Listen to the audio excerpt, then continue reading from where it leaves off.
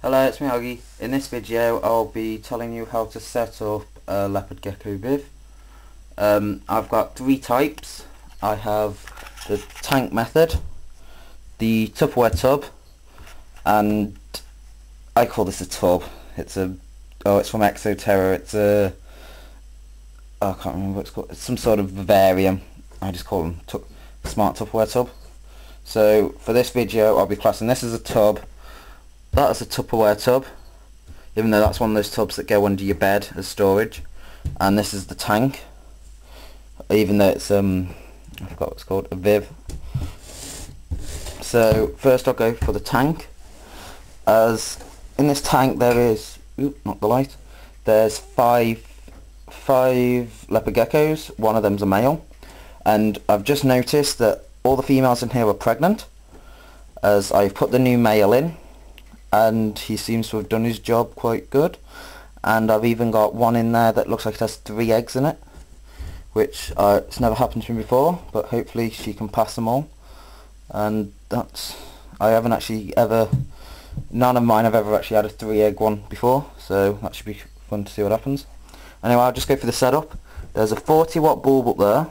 There's a heat mat, which if I just move the milk snake, there's the big heat mat there. It's the milk snake sharing a bit of the heat mat at the moment. It goes all the way across and goes at an angle like that to take up. It takes a bit of this. It takes all this humidity box and just a bit of that when it comes around like there, and it takes up a bit of the cave. So that's the hot end. That's the cold end. So it gradually gets colder as you go down. The hot end should be during the well, at the basting point it should be 90 Fahrenheit. During the day it should be 80 to 85, generally, like everywhere else. And at night it should be in the 70s. That normally happens by just normal, in the British weather, it's colder at night normally, and the room temperature drops, which normally drops the temperature, so I don't actually have to do anything with the heat things. It depends where you live and the actual climate and your room temperature. Because it's winter, the radiators are on, that's messing up some of the thermometers. So you got to be careful on your actual room temperatures as well when you're setting up these cages. But anyway, I'll just go through the cage. The substrates I use is a solid substrate, is a baking paper, and I just cut it to length and then stick it in. It's easy for me because it's grease proof like stuff, and when they peel on it you just wait for it to dry and you just pick it up and take it out, and that's it. And then once a week all you have to do is vac it clean, take that out, spray disinfectant in, wipe it clean, and then you just put a new sheet of grease proof in, and it's done. And that's all the cleaning. So you have to clean all these out individually, but that's separate. But then, so there's the hot cave, which is here. The 2 humidity boxes. This one's more on the heat mat than that one is, and that's where they'll lay their eggs and go to get the humidity. Then there's a big cave there, which is off the heat totally, and then there's the water. So the water should always be opposite from the heat, and this cage could probably even have more in. This could probably take up to 7. It's 4 foot by 2 foot by 2 foot. If I was going to have any more in, I would put more hides in, as it is better to have the smaller hides and loads of them than a few of the big hides. But because there's only 5 in here, you roughly want to figure it out as one can be on there on its own, one can be wandering around, one can be in there, one can be in there, one can be in there, and they'll all be fine. You always want a place for them to be away from each other. So then that's this tank. Next one, I've got the lonely, well, it's not lonely, it's on his own, but he is, so I suppose he is lonely, is the male. And this tank only has one in. It's the tub.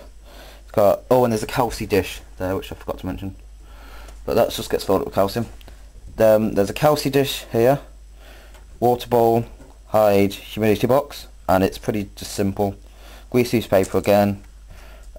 These tanks can hold 1 to 2, maybe 3, it depends on the size of them. This is an adult in here, so it only holds 1, and he's just here for zooming.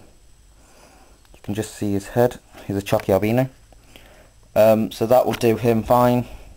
He's only on his own because I've got another male in with these, and you can't put two males in together, but you can put other females in together. So I'll just close that. And then the other type of tub, if I just get down, and this is my other type of tub. This is just a Tupperware tub. It's one of those ones you're meant to put under your bed with all your stuff in. All I've done is put air holes across the bottom. I don't use a substrate in these, as there's no need, as it's like plastic and you can just stick it under the top.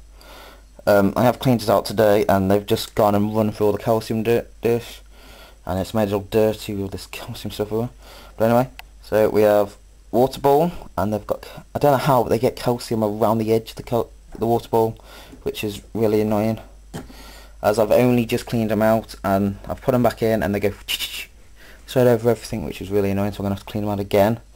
I've got a plant pot. Oh, there's a fat tail gecko, which somehow she's already pregnant without having a male fat tail. There was only a male leopard gecko in with her, but I think she was pregnant when I bought her, so that's probably how she's got pregnant. But she's got eggs in her, I've noticed. Well anyway, I've got a hide there. I'll just cover off again. There you go. So we've got water bowl, calci dish.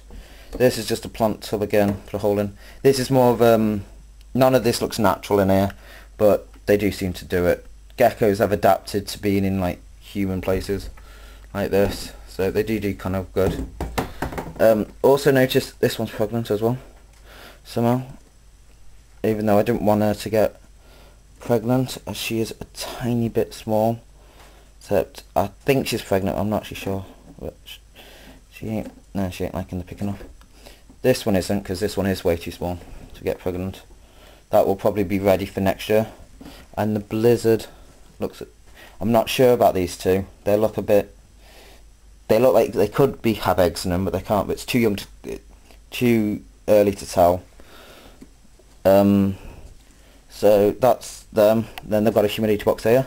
If I just put this lid back on there. In here there's the four. The fat tails and leopard geckos can get in fine together. They don't seem to, it's just like I think they don't know what the difference is between them. So that's it. The fat tail just seems to spend more time in the humidity box than that, but that's pretty much it. I think she just likes that because she is older than all the rest, and it's like she's like claimed it as hers. But when there's more than one leopard gecko in, you need more than one hides like this. You can have the one in there, one in there, one in there, and one out. And this cage would probably hold, I'd probably stick to 4 in one of these tubs. I won't like to push it for any more. So that's that, and that's pretty much it. You should clean the cage out once a week with the poo picking every other day, or every time you notice it, just put your hand in, pick the poo belt, and that's pretty much it. That's pretty much it for the setup. These cages, there's the heat mat which is on top of the tank, which I've just took them off. So that's the hot end there, and then on this tank, I'll just slide this one across. It's there. I don't know if it takes up that part of the tank, and that's pretty much it for how to set up a leopard gecko. So if I've forgot anything, or you need some more advice, or just leave a comment, get in touch and I'll try and find a leopard gecko to leave it on. And they've all gone in. There's one over there. Oh, there's a tail. There you go. So, right.